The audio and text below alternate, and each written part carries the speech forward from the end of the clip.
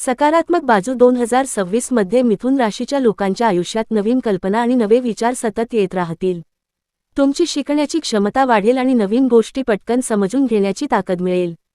नवीन लोकांशी ओळखी वाढतील आणि त्या भविष्यात उपयोगी ठरतील. स्वतःला सिद्ध करण्याच्या अनेक संधी तुम्हाला मिळतील. नकारात्मक बाजू सतत विचार केल्यामुळे मनात गोंधळ निर्माण होऊ शकतो.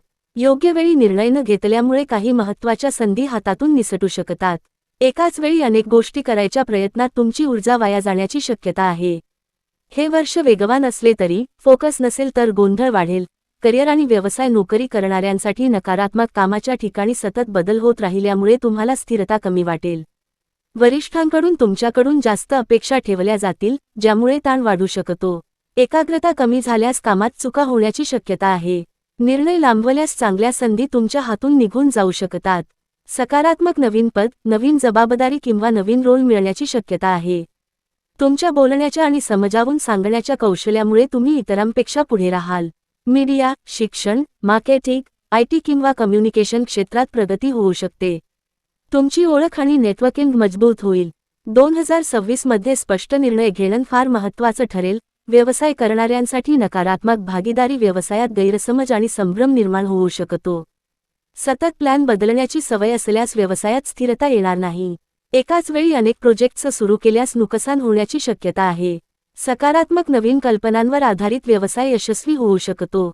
ऑनलाईन, डिजिटल, कम्युनिकेशन किंवा ट्रेडिंग संबंधित व्यवसायात वाढ होईल. योग्य मार्केटिंग केल्यास ग्राहकांची संख्या वाढेल. एक दिशा निवडली तरच यश मिळेल, नाहीतर मेहनत वाया जाईल.